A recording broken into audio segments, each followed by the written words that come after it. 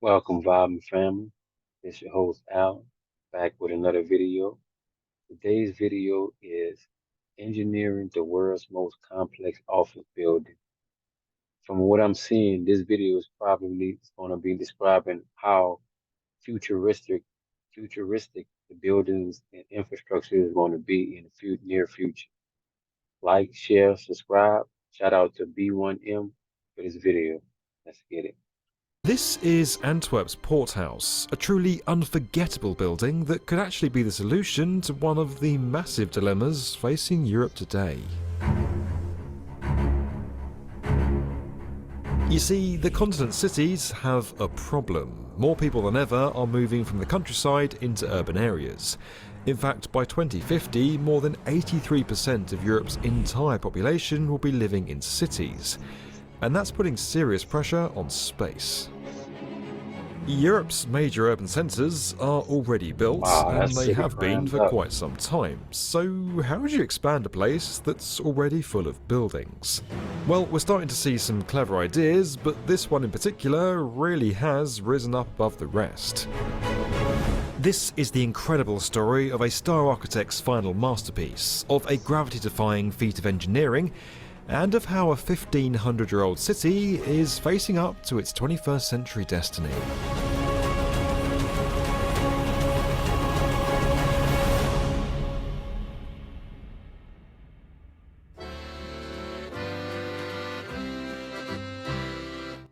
Welcome to Europe's gateway, Antwerp, Belgium.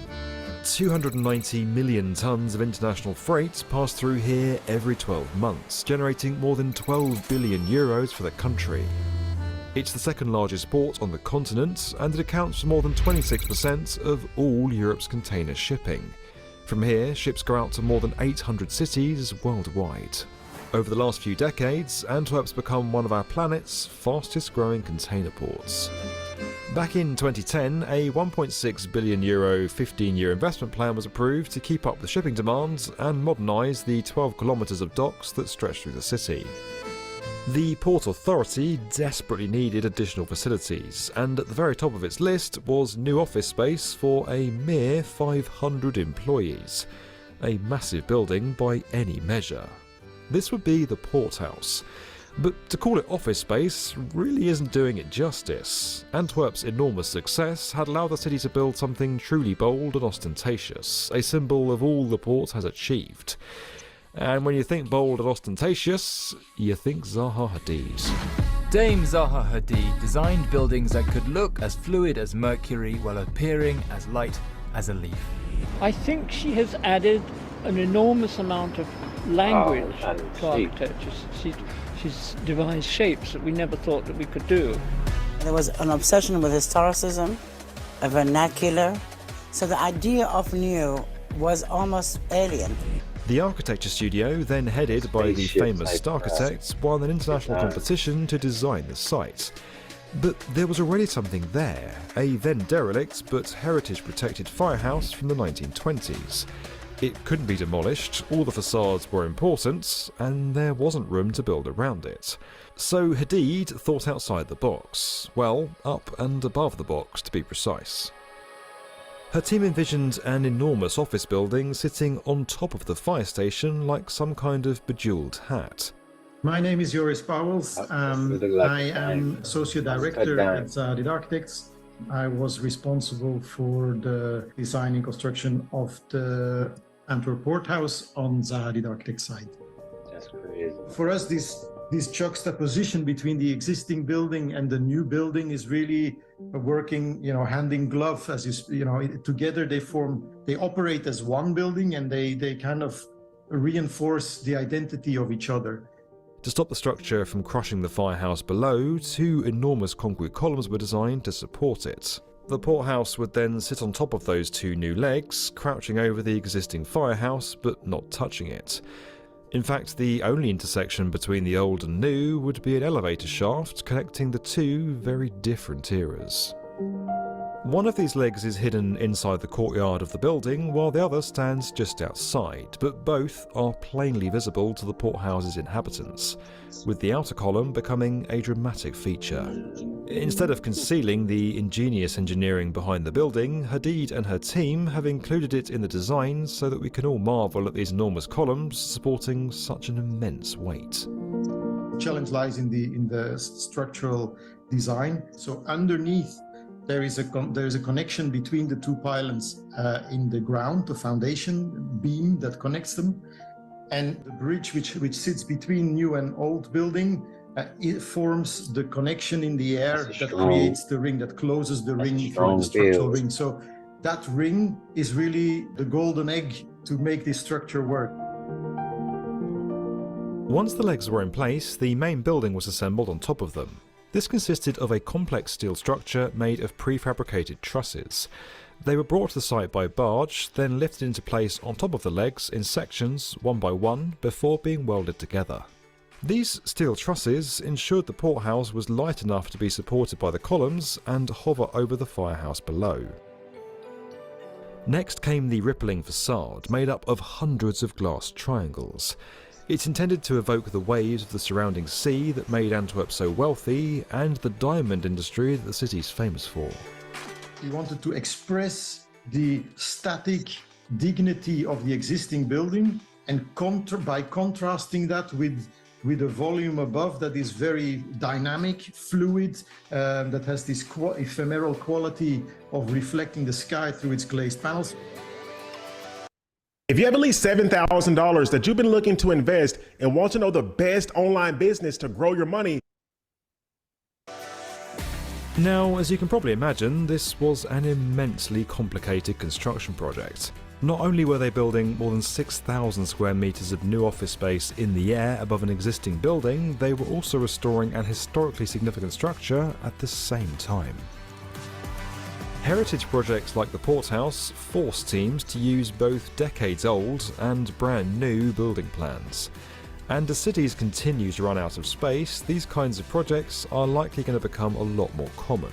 That means a lot of documents, data and information to keep track of, and if teams aren't ready for it, they could be dealing with a mess of different databases, applications and spreadsheets.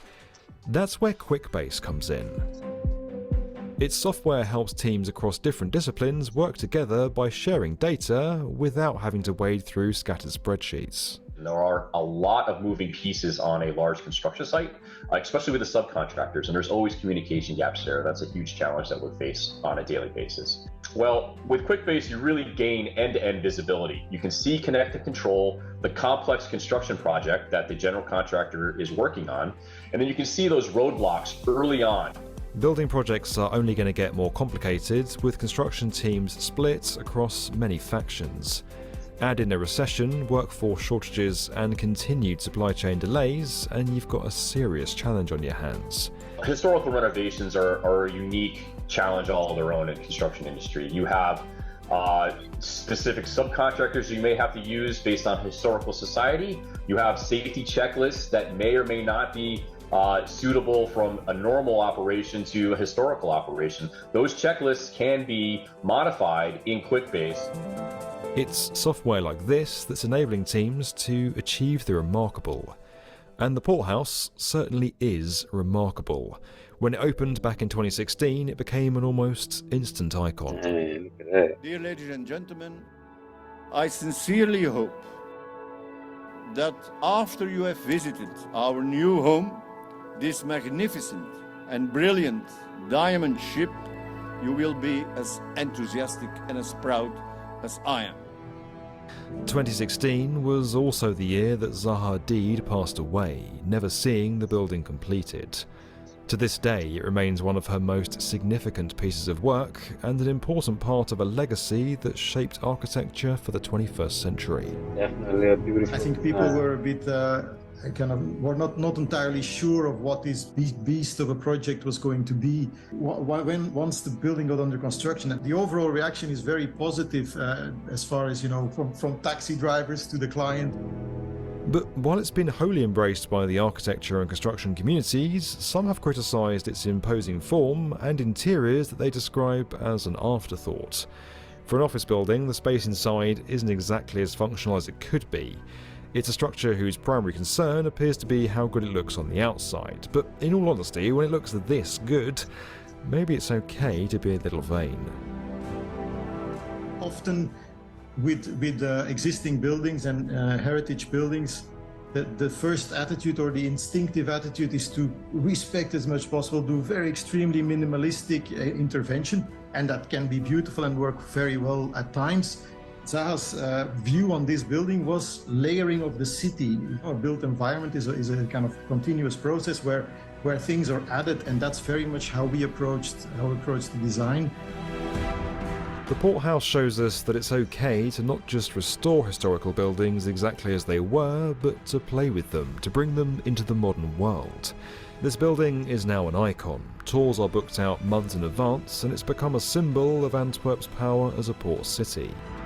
The project has perfectly blended two very different architectural styles, not by hiding their differences, but by highlighting their contrasts. This video was made possible by QuickBase. What y'all think about that video, Viber fam? Very futuristic. Can't wait to see what the next design they're gonna come up with. Like, share, subscribe. I'm gone.